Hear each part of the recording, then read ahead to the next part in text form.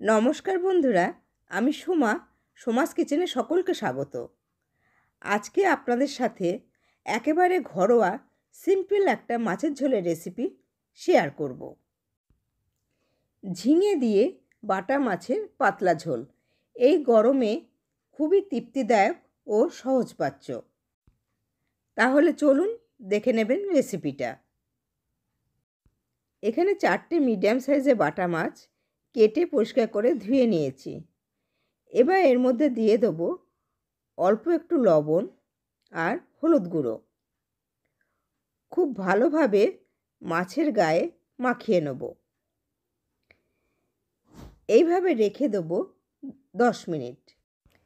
এখানে একটা বড় সাইজের ঝিঙে আর একটা মিডিয়াম সাইজের আলু নিয়ে নিয়েছি। ঝিঙেটা দু সাইডে কেটে মাঝখান থেকে 2 টুকরো করে নিয়েছি। এবার খুব ভালোভাবে খোসা ছাড়িয়ে নেব। আমার রেসিপিটি যদি আপনাদের ভালো লেগে থাকে তাহলে লাইক এবং শেয়ার করবেন। নতুন বন্ধু যারা আমার চ্যানেলটা এখনও সাবস্ক্রাইব করেননি তারা সাবস্ক্রাইব করে পাশে থাকা বেল আইকনটা একটু প্রেস করে দেবেন। তাহলে আমি যখন নতুন কোনো ভিডিও আপলোড করব আপনাদের কাছে নোটিফিকেশান পৌঁছে যাবে। খুব ভালোভাবে আমি খোসাটা ছাড়িয়ে নিলাম।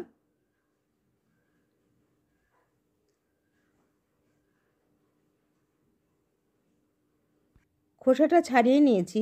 এবার মাঝখান দিয়ে আবার কেটে লম্বা করে 4 ফালি করে নেব।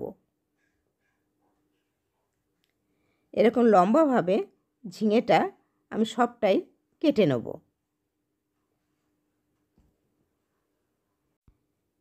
এবার আলুটাও আমি খোসা ছাড়িয়ে ঝিঙের মতো এরকম লম্বা লম্বাভাবে কেটে নেব।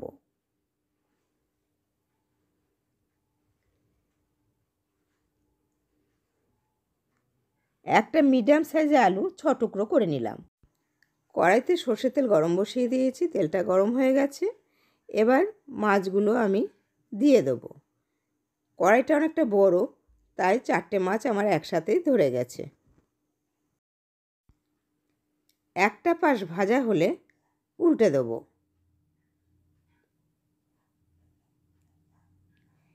এই পাশটাও ভালো করে ভেজে নেব।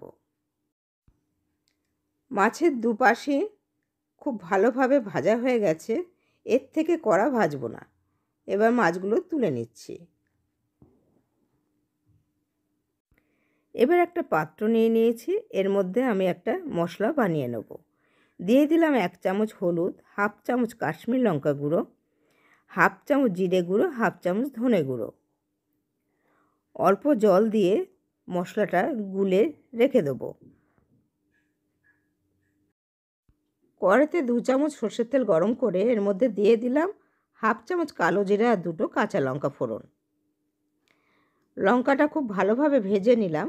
এবার এর মধ্যে দিয়ে দেবো আলুর টুকরো। আলুটা একটুখানি ভেজে নেব।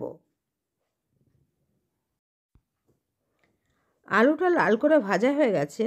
এবার এর মধ্যে ঝিঙের টুকরোগুলো দিয়ে দিলাম। দিয়ে দিলাম পরিমাণ মতন লবণ। খুব ভালো করে আলু আর ঝিঙেটা ভেজে নেব।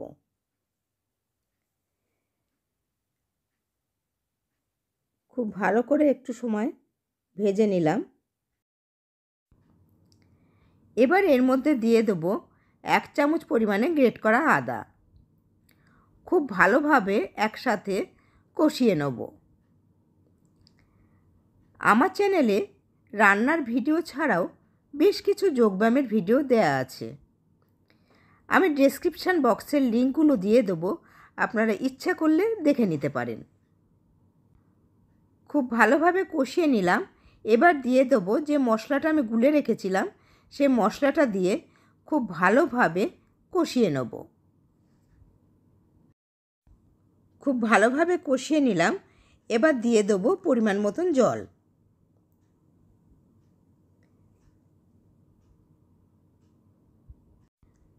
ঝোলটা ফুটে গেছে। এবার ভাজা মাছগুলো দিয়ে দেবো।